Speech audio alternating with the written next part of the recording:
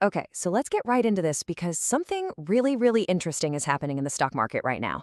Some of the smartest investors on the planet, the real heavy hitters, are quietly making a huge, coordinated bet on the future, specifically on the future of the consumer.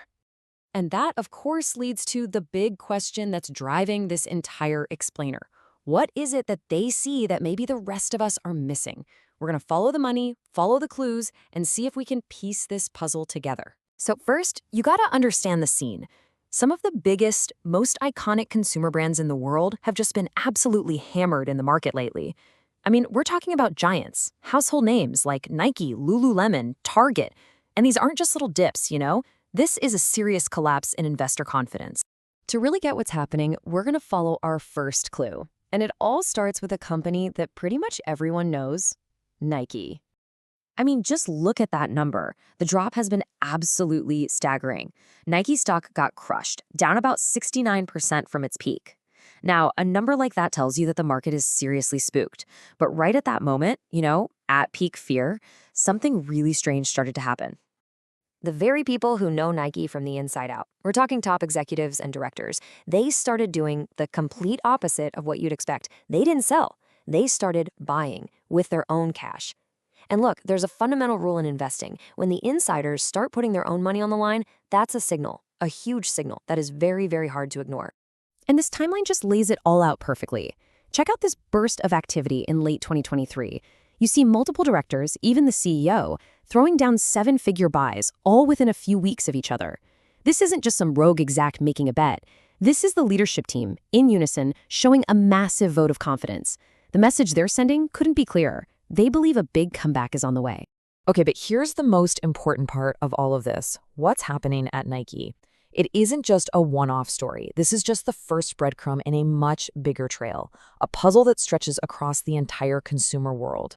What we saw at Nike is just one piece. The pain is everywhere. Lululemon, for example, is down around 60% from its peak. Even a giant like Target, which is a huge indicator of consumer health, has been hit really hard. The pattern is it's undeniable. Great brands whose valuations have just fallen off a cliff. And this is where it all clicks. In every single one of these cases, you see this two-step dance. A major consumer brand gets crushed, and then, right on cue, what the market calls smart money swoops in to buy. Now for Nike, that smart money was its own leadership. But for these other companies, a different and frankly more aggressive type of player is entering the game. Which of course leads us to the next big question. If it's not just the insiders, who is this other smart money that's making all these huge bets? Well, they're called activist investors, and you really need to understand their playbook. An activist fund is like a shark. It hunts for companies that it thinks are undervalued. They buy up a massive stake, and they're not there to be quiet partners. Oh, no. They're there to get a seat at the table, to force big changes, all with one goal in mind: drive that stock price way up so they can cash out with a monster profit. So when you put all these pieces together, you got the insider buying at Nike, you got these activist investors circling other brands, it all starts to point to one single gigantic investment idea. They're calling it the 2026 turnaround thesis. And here's the playbook, laid out as simply as possible. First, the targets are always companies that sell directly to you and me, the consumer. Second, their stocks have been completely beaten down. And third, the people doing the buying are some of the sharpest, most sophisticated players in the entire market. So what is the big idea? What's the belief that ties all of this together? It's this. These investors are betting that the average person who has been squeezed by inflation and all kinds of uncertainty for years is finally, about to make a major comeback. They're basically betting on all of us. But why 2026? I mean, why that year? Well, nobody has a crystal ball, obviously. But the theory is that it represents a long enough timeline for all the economic pressures we're feeling today to finally ease up.